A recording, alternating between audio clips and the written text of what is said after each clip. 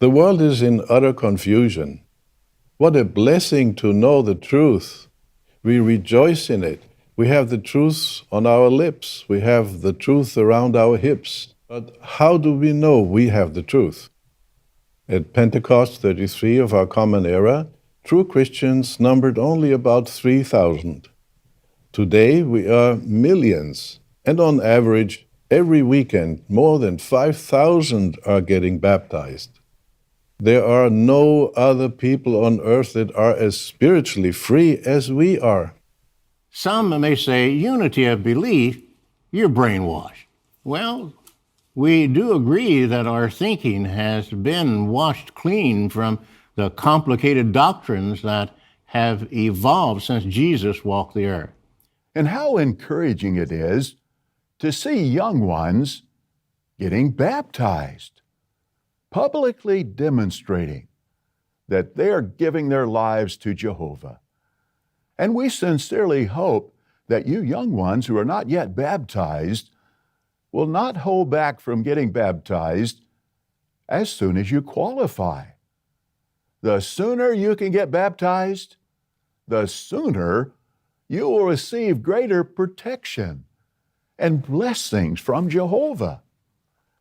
Not long ago, it made me very happy to observe a little 10-year-old brother get baptized. But as you get older, you are responsible. Remember the nice demo? We've mentioned that before. Well, I'm not ready to get baptized. Okay, let's hold off on your driver's license. What? I'm 16. What are you talking about? I'm ready. I know I'm ready. Yeah, you're ready for a driver's license, but you're not ready to dedicate your life. Explain that one to heaven. It's necessary to defend the truth because in today's world, truth is being attacked and distorted. We are surrounded by a sea of lies and misrepresentations. But we should not be gullible and believe everything newspapers write or everything we hear on radio or see on television. So beware of the mass media, and when they say negative things about God's organization, remember whose media it is. Why would you believe something in the newspaper that's accusing God's organization of something and believe it? That's sad. Whose media is it? Satan's media.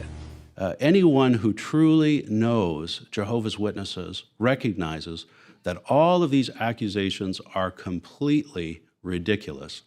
But the murderous hatred that Satan the devil has for all faithful servants of Jehovah God is still very much active in this earth. So don't be bogged down with these apostates, and be careful on the internet.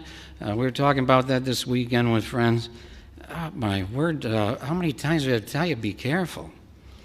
You know, going here, going there, they'll suck you in. See, with some of this stuff, it can seem so innocent. We're just warning you that all we can do is admonish. Stick with what we have authorized. You'll be safe. You want to go out there, it's at your spiritual risk. Satan is a malicious liar. He is the champion of the lie. Since Jehovah hates liars, we should avoid all lies. It is true that Satan, the demons, and this world are against you. Jehovah loves you very much. The governing body loves you very much. The elders love you very much. Your Christian parents love you very much. And these ones will tell you the truth, even though at times it may not be what you want to hear. They will not tickle your ears, perhaps like ones at school or in the neighborhood who don't really love you or have your best interest at heart. But please believe those who will tell you the truth because they love you. You see, as a result of remaining faithful, the remaining anointed ones who are on the earth and all of those who associate with them and who support them in their work are in a war, a literal war against Satan the devil and the wicked spirit forces. The world really has nothing to offer that can give us lasting joy. but focusing on our service for Jehovah is truly rewarding. I am so thankful to Jehovah that positive peer pressure was put on me to enter the pioneer ministry right out of high school. What a blessing and a protection it was to enter the regular pioneer work at age 17 and to be able to go to Bethel at 18. Even though there was considerable worldly pressure put on me to pursue university education, I am so happy that with Jehovah's help, I decided to build my future with Jehovah. If we are in continued association with those who do not believe the same, it can erode our thinking and convictions. I have long said, the better the university, the greater the danger. The most intelligent and eloquent professors will be trying to reshape the thinking of your child, and their influence can be tremendous. In addition to promoting divine education, what secular skills will we be promoting? Skills that will be useful to God's organization now and after Armageddon. For example, we need construction skills around the world right now. And think about this. We will not need doctors or lawyers after Armageddon, but we will need carpenters and plumbers and similar construction trades.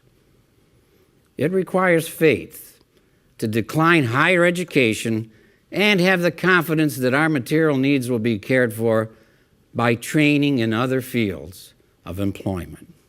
That makes me think of the comments of a well-adjusted teenage brother whom we served while in the circuit work many years ago.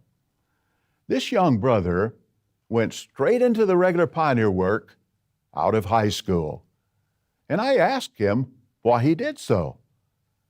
He explained that he knew he could have gotten a full-time secular job and bought a new car for himself. But he reasoned that in a few years, that car would rust out and break down, and he would have nothing. But he knew that he could go into the pioneer work and build a close relationship with Jehovah, and perhaps even find an honest-hearted person and be able to teach that one the truth. And he knew that would last forever. Now, that is some wise thinking on the part of that young brother. When Josh was in the hospital, he said, "Mom, a lot of times when you go to the bathroom or go to get Dad, and doctors come in, and here's what they say, Josh, you need a blood transfusion. Without it, you will die. We want to help you." You know what Josh responded? All alone. "Then please respect my wishes about blood." He said, "I told one doctor who tried to get me to take blood, you may think I'm crazy, but I have all my thinking abilities. I just want to live by Jehovah's law on blood. He knows what is best for us. The best thing for me is to respect the sanctity of life, and if I die, I will live again." Good example of faith in the face of incredible stress and persecution. Amazing young fella. And when he's resurrected, see, you'll hear more from him because Jehovah loves that little fella.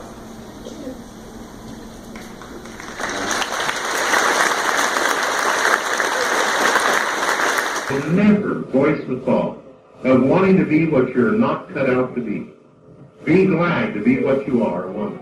Your role in the earth is a beautiful role that Jehovah God has placed you in. Her role is one of subjection to the man. Her role is that of submissiveness, and that means that she should recognize that she is a woman and be glad to be a woman. Never want to be what you are not equipped to be. But we'll hear a sister say, oh, if I were an elder, I'd show them a thing or two. Or sometimes we hear them say, oh, if I were a man, I'd do this and I'd do that. As if to be wishing to be something that he's not designed to be. Do you know what that borders on? That borders on homosexuality. Every eye, all mankind, billions of eyes, will figuratively see him. They will see Jesus coming as an executioner. They will realize that what's coming upon them, the destruction, is not just the result of some natural disaster. They will realize that this is what was prophesied by Jehovah's people to come upon them. When Armageddon will happen, after that, it will be a time for liberation for God's people. Not only the destruction of enemies, but liberation and relief in many ways. But there will also be a lot of work to do, because we've mentioned that in Armageddon, billions of people will die, and they have to be buried. The Bible indicates in the prophecy that there will be groups of people, of brothers and sisters, that will for a long time do nothing else than just bury the dead. Stop doubting. He didn't say it's okay if you're a little slow to doubt. No, stop it. So that's Jesus' counsel there. Stop doubting. We don't have a legitimate basis for doubt. Doubt has to be rid from our minds. Whatever it's about, convince yourself, go back over why you came in the truth, the unity we enjoy doctrinally.